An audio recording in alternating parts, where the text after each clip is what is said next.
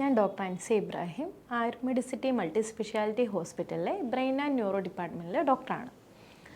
ആഹാരം പോലെ നമുക്കെല്ലാം അത്രയേറെ പ്രധാനപ്പെട്ട ഒന്നാണ് ഉറക്കം എന്ന് പറയുന്നത്. ആയുർവേദത്തിൽ ഈ ഉറക്കം, നിദ്രയ്ക്ക് വളരെയേറെ പ്രാധാന്യമാണ് കൊടുത്തിട്ടുള്ളത്.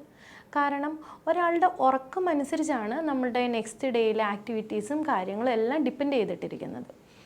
ആയുർവേദത്തിൽ എപ്പോഴും തന്നെ ആദ്യം തന്നെ നമ്മൾ ഒരാളുടെ ആരോഗ്യത്തെ സംരക്ഷിക്കുക എന്നാണ് പറയുന്നത്. അതിനുശേഷമാണ് നമ്മളൊരു രോഗിയായിട്ടുള്ള ഒരു മനുഷ്യൻ്റെ രോഗം പരിചരിക്കേണ്ടതായിട്ടുള്ളൂ. ഈ ആരോഗ്യ സംരക്ഷണത്തിൽ ആദ്യം തന്നെ പറയുന്ന ഒരു വേർഡാണ് ന വേഗാൻ ധാരണീയം. അർത്ഥം ഞാൻ പറഞ്ഞു തരാം. അതായത് നമ്മുടെ അർജസ്, നാച്ചുറലായിട്ട് നമുക്ക് വരുന്ന അർജസിനെ തടയാതിരിക്കുക. ഇത് തടയുന്നത് മൂലമാണ് പലപ്പോഴും നമുക്ക് രോഗം ഉണ്ടാകുന്നത്. അതായത് നമ്മുടെ മൂത്രം, മലം, അധോവായു, നിദ്ര, നമ്മുടെ വിശപ്പ്, ദാഹം, ചുമ എന്നിങ്ങനെ 14 വേഗങ്ങളെ പറ്റി അവിടെ പ്രതിപാദിക്കുന്നുണ്ട്. ഇതിൽ പെട്ടതാണല്ലോ നമ്മുടെ നിദ്രയും വരുന്നത്. നമ്മുടെ ഉറക്കം തടയുന്നതുകൊണ്ട് നമുക്ക് പല വിധേനയുള്ള അസുഖങ്ങൾ വരാൻ ചാൻസ് ഉണ്ട്. ഇനി നമുക്ക് ഡീറ്റെയിൽ ആയിട്ട് ഇൻസോംനിയനെ പറ്റിയാണ് ഞാനിവിടെ പറയുന്നത്. കാരണം ഉറക്കത്തിനെ ഡിസ്റ്റർബ് ചെയ്യുക. നമ്മൾ ഉറങ്ങാൻ കിടന്നു കഴിഞ്ഞാൽ കുറേ ടൈം എടുത്ത് ഉറങ്ങുക എന്നുള്ളത് മാത്രമല്ല ഇൻസോംനിയയിൽ വരുന്നത്. നമുക്ക് പ്രോപ്പറായിട്ട് മെയിൻറ്റെയിൻ ചെയ്ത് കൊണ്ടുപോകാൻ പറ്റാതെ വരിക. നമ്മുടെ സ്ലീപ്പിനെ കിടന്നു കഴിഞ്ഞാൽ കുറച്ച് നേരം കഴിയുമ്പോൾ നമുക്ക് ഡിസ്റ്റർബ്ഡ് ആയിട്ട് എണീക്കുക, വീണ്ടും കിടക്കുക, അങ്ങനെ ഒരു പ്രോപ്പറായിട്ടുള്ളൊരു ഉറക്കം കിട്ടാതിരിക്കുക. നെക്സ്റ്റ് ഡേ നമുക്ക് ഭയങ്കരമായിട്ടൊരു ഭാരമൊക്കെ തോന്നുക, തലയിൽ ഒന്നിനും ഒരു ഉന്മേഷം ഇല്ലാത്ത പോലെ തോന്നുക, നമ്മുടെ ശരീരത്തിനാണേലും പല വിധേനയുള്ളൊരു ക്ഷീണം തോന്നുക. എന്നിങ്ങനെ പല കാരണങ്ങളും പല വിധമുള്ള ലക്ഷണങ്ങളും ഈ പ്രോപ്പറായിട്ടുള്ള ഉറക്കം കിട്ടിയില്ലെങ്കിൽ നമുക്ക് വരാവുന്നതാണ്. ഇത് പറയുമ്പോൾ തന്നെ ഇൻസോംനിയ എന്ന് പറയുമ്പോൾ തന്നെ നമുക്ക് പല രീതിയിലത് വരാം, പല ടൈപ്പുണ്ട്. അതായത് ഫസ്റ്റ് ടൈപ്പ് ട്രാൻസിയൻ്റ് ഇൻസോംനിയ എന്ന് പറയും. അതായത് ഒരാഴ്ച കുറവ് നമുക്കൊരു ഉറക്കം നഷ്ടപ്പെടുക. രണ്ടാമത്തത് ഷോർട്ട് ടൈം, ഒരു കുറഞ്ഞ പീരീഡിലേക്ക്, ഒരു 3 ആഴ്ചയിൽ താഴെ നമ്മുടെ ഉറക്കക്കുറവയ്ക്ക്. ഈ രണ്ടിനും ഒട്ടുമിക്ക രീതിയിൽ ഒരേവിധ കാരണങ്ങളാണ് നമുക്ക് വരുന്നത്. മെയിനായിട്ട് ജെറ്റ് ലാഗ് എന്ന് പറയും. അതായത് നമ്മൾ പ്ലെയിനിലൊക്കെ യാത്ര ചെയ്ത് ഒരു കൺട്രിയിൽ നിന്ന് വേറൊരു കൺട്രി ചെല്ലുമ്പോൾ ആ ഒരു ടൈമിലുള്ള വ്യത്യാസം കൊണ്ട് നമ്മുടെ ഉറക്കം നഷ്ടപ്പെടുക. രണ്ടാമത് വരുന്നത് നമ്മുടെ ജോലിയിലുള്ള ഷിഫ്റ്റിലും മറ്റും കാര്യമായിട്ട് നമ്മുടെ ഉറക്കം പോവുക. മൂന്നാമത് വരുന്നത് നമ്മുടെ എന്തെങ്കിലും തരത്തിലുള്ള സ്ട്രെസ്സിനൊക്കെയുള്ള മെഡിസിൻ കഴിച്ചിട്ടുണ്ടെങ്കിൽ അത് വിത്ഡ്രോ ചെയ്യുമ്പോൾ, നമ്മൾ സർട്ടൻ മെഡിസിൻസിൽ നിന്ന് നമ്മൾ വിത്ഡ്രോ ചെയ്യുമ്പോൾ നമ്മുടെ ഉറക്കം നഷ്ടപ്പെടുക. പിന്നെ വരുന്നത് അങ്ങനെ പല വിധേനയാണ് നമ്മുടെ ഈ ഒരു ഷോർട്ട് ടൈം അല്ലെങ്കിൽ ട്രാൻസിയൻ്റ് ഇൻസോംനിയ വരിക. അതായത് കുറച്ച് പീരീഡിലേക്ക്.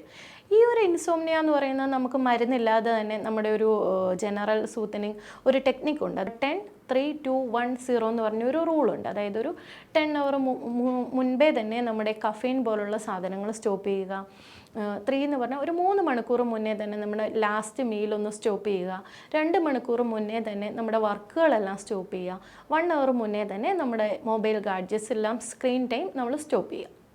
ഇങ്ങനെയുള്ളൊരു രീതിയിലൊക്കെ തന്നെ നമുക്ക് ഈ ഒരു ഷോർട്ട് ടൈം അല്ലെങ്കിൽ ആ ഒരു കുറഞ്ഞ ഇൻസോംനിയനെ നമുക്ക് ട്രീറ്റ് ചെയ്യാൻ പറ്റും.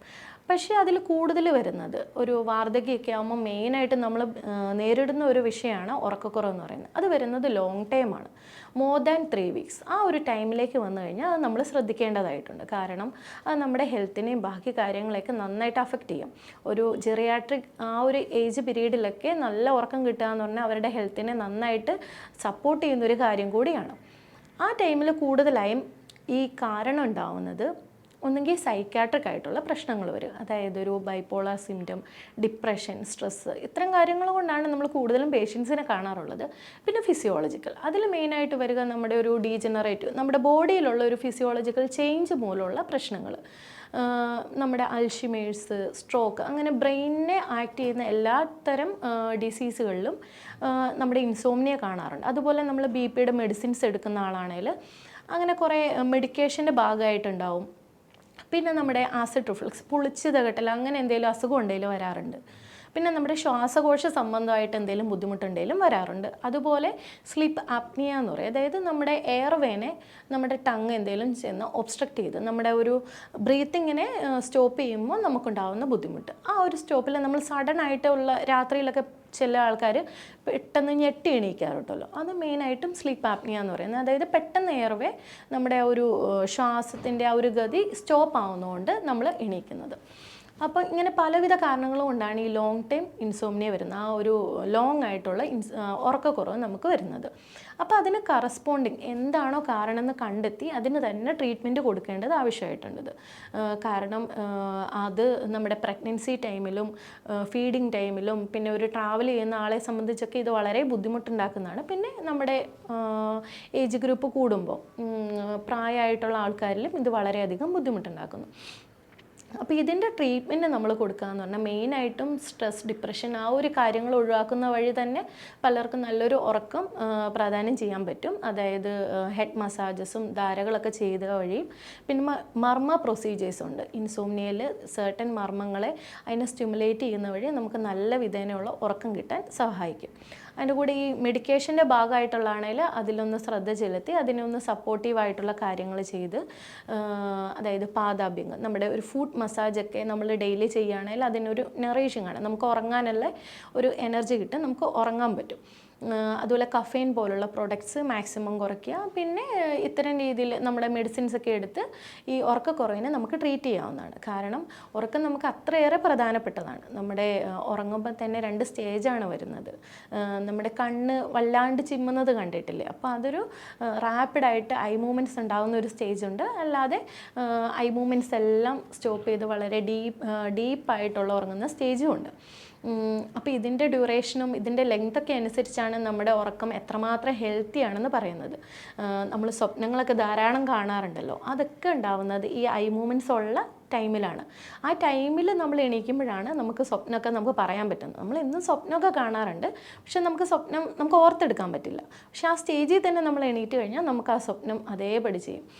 ഇതിൻ്റെ ഇവിടെ ഞാൻ പറഞ്ഞതെന്ന് വെച്ചാൽ നമ്മുടെ ഏജ് ആയിട്ടുള്ള പേഷ്യൻസിൽ ഈ മറവിയൊക്കെ വരുമ്പോൾ അവർ ഇങ്ങനെ സ്വപ്നം കാണുമ്പോൾ ആ സ്റ്റേജിൽ അവരുടെ ഈ സ്ലീപ്പ് ഡിസ്റ്റർബ്ഡ് ആകുമ്പോൾ ആ ടൈമിലൊക്കെ എണീറ്റാൽ അവരതുപോലെ പ്രവർത്തിക്കാൻ തുടങ്ങും. നമ്മൾ സ്വപ്നത്തിൽ എങ്ങനെയാണോ അത്ര അഗ്രസീവായിട്ടിരുന്ന പോലെ നമ്മൾ പ്രവർത്തിക്കാൻ തുടങ്ങും. അപ്പോൾ ഇത്രയൊക്കെയാണ് ഇൻസോംനിയയുടെ ആ ഒരു ദൂഷ്യവശങ്ങളും കാരണങ്ങളും ഞാൻ പറഞ്ഞത്. അപ്പം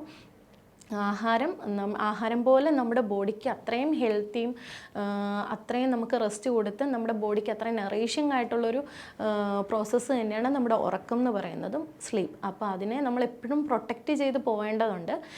എന്തെങ്കിലും ഡിസീസുകളുണ്ടെങ്കിൽ അതിൻ്റെ കാരണങ്ങൾ കണ്ടുപിടിച്ച് നിങ്ങൾ അതിൻ്റെ റെമഡീസ് തേടി ഉറക്കത്തിനെ നമ്മൾ നന്നായി മെയിൻറ്റെയിൻ ചെയ്യേണ്ടതുണ്ട്. പ്രത്യേകിച്ച് ഓൾഡ് ഏജിൽ കൃത്യമായ ഉറക്കം തന്നെ നിങ്ങളുടെ ഹെൽത്തിനെ വളരെ പ്രൊമോട്ട് ചെയ്യുന്ന ഒന്നാണ്.